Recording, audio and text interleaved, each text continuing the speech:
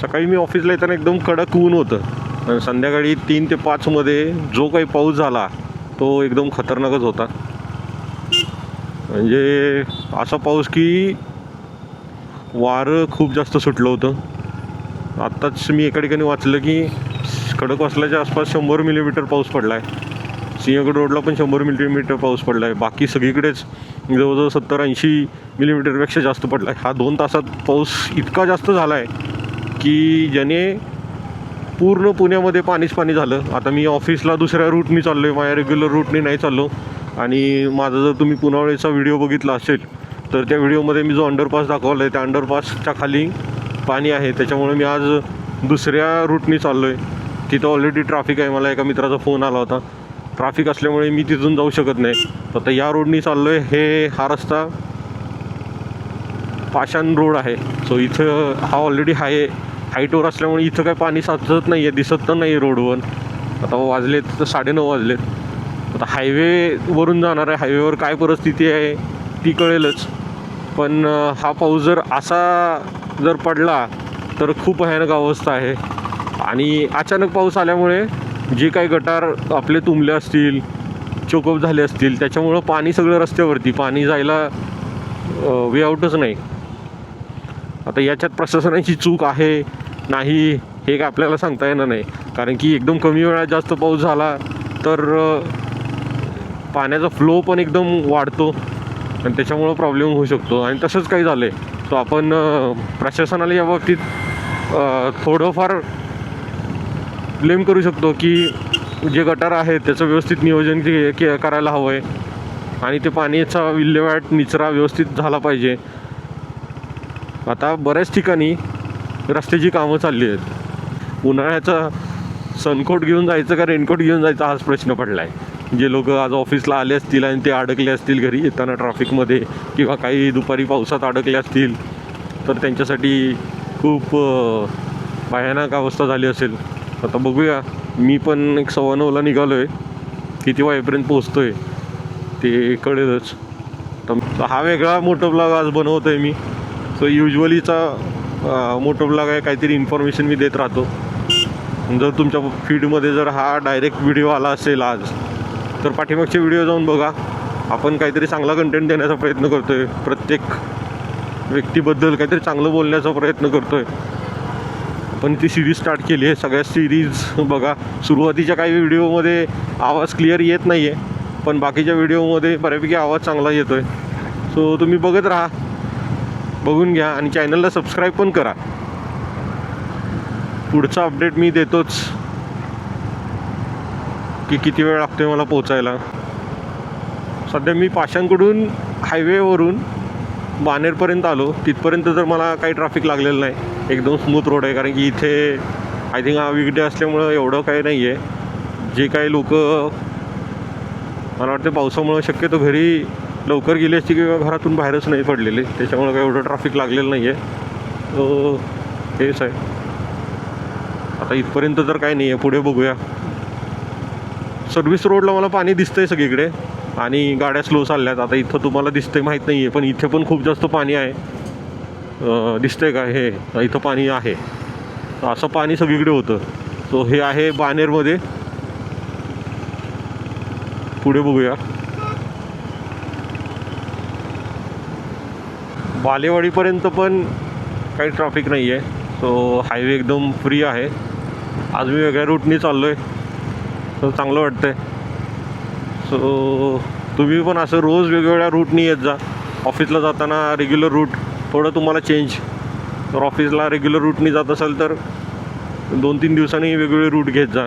तर थोडा as a change तुम्हाला वाटेल. सो इथं पण काही ट्रॅफिक नाही आहे. सो पुढचं मी अपडेट करेनच की कुठपर्यंत ट्रॅफिक लागतं आहे ते. आता हा रस्ता हिंजवडीकडे जातो.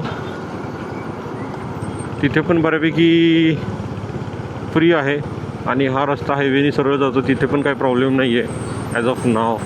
सो ॲक्च्युली मी थोडं उशीर आल्यामुळे पाणी बऱ्यापैकी क्लिअर झालं आहे.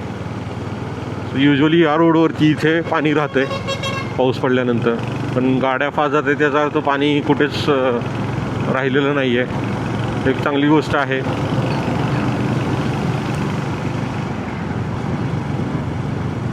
आता हा समोरचा हायवे तर मला क्लिअर दिसतोय, एकदम क्लिअर दिसतो.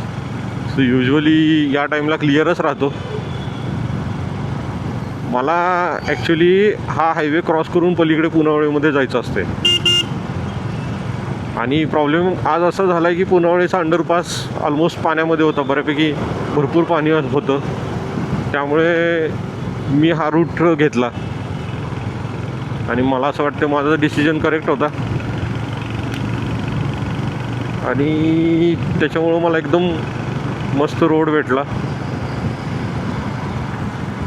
तर बघूया, इथपर्यंत तर काहीच ट्रॅफिक लागलेलं नाही. आणि भूमकरचा चौकचा ब्रिज पण क्रॉस केला. आणि जो इंदिरा कॉलेजचा बस स्टॉप आहे तो पण फ्री आहे. तर इथे पण मला काही ट्रॅफिक लागलेलं नाही. तो माझा एकदम करेक्ट डिसिजन होता.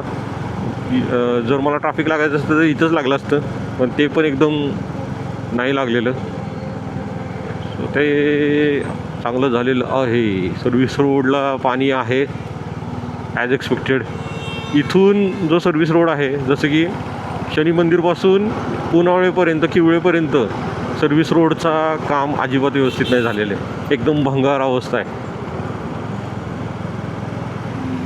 काम पाणीच जात नाही आहे बाहेर आणि रस्ता पण व्यवस्थित नाही आहे. तर ह्या रस्त्याचं काम मध्ये झालं होतं. आता बघा, तुम्हाला दाखवतो मी हायवेला काय पाण्याची अवस्था आहे. हा आहे NHAI नॅशनल हायवे आणि रस्त्याला पाणी बघा. इथे एक्सप्रेस हायवेला जर पाणी एवढं राहत असेल तर बघा, आता मी सेंटर लाईनला आहे आणि इकडं शेजारी एक लाईन आहे. काय रस्त्याचं काम केलं आहे. ते रस्त्याचं पाणी कसं निघायला पाहिजे याच्यावरती सरकारचं लक्ष पण नाही. कोण बघायला नाही आहे. आपण लोकांना मतदान करून देतो, फक्त प्रतिनिधी शून्य काम करतात. इलेक्शन पुरते आपल्या घरी येतील, वोटिंग होणार, पण परत काहीच होत नाही.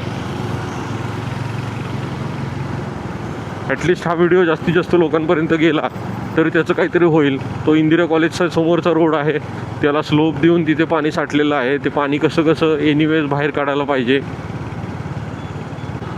सर्व्हिस रोडला जर गाडी मी टाकली तर मीच अडकेन. सो तिकडे न जाता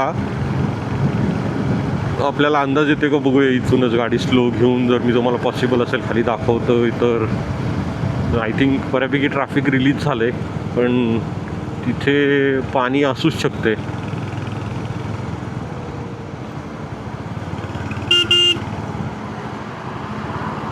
आता थोडं पाणी दिसतंय. पाणीच जाऊ शकत नाही कारण की रस्त्याचीच कामं नाहीत झालेली. काय करायचं लोकांनी एवढे. आणि मी हीच गोष्ट सांगत होतो. मी आता सध्या पुनावळीत आहे. पुनावळी जस्ट एंटर केलं आहे, हायवेला लागलं आहे. आणि पुनावळीचा अंडरपास जाम असल्यामुळे आता वाजलेत किती, 9:51 झालेत. तो अंडरपास जाम आहे आणि तुम्हाला दिसूनच येईल की कसा जाम आहे. एकच मिनटं तुम्हाला दाखवतो. अंडरपास इथून जवळजवळ तसं बघायला गेलं तर 1 किलोमीटरच्या आसपास आहे. या गाड्या रॉंग वेनी येणार, समोरच्या माणसांनी कसं जायचं.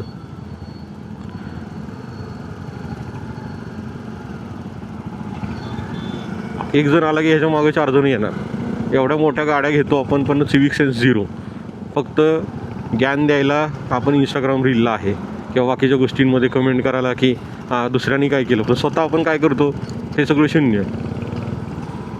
कोणाला काय वाटेल तिथं आपण गाड्या पार्क करणार. बाकी जनता गेली खड्ड्यात, काय फरक पडत नाही. कुठेही गाड्या लावणार. आता इथे वाईन शॉप आहे.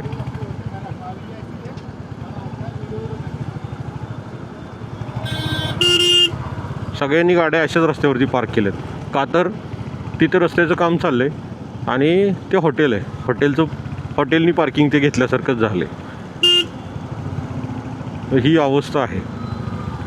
सो असं सगळं आहे.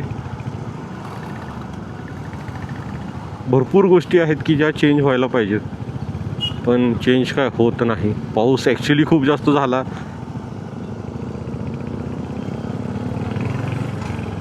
मला वाटलं होतं खूप लेट होईल, पण लकीली एकदम वेळेत मी पोचलो. सो हेच होतं. सो मला जवळजवळ किती 40 मिनटं लागले. येस, करेक्ट 40 मिनिट लागले. मी 40 मिनटात पोचलो आहे. तर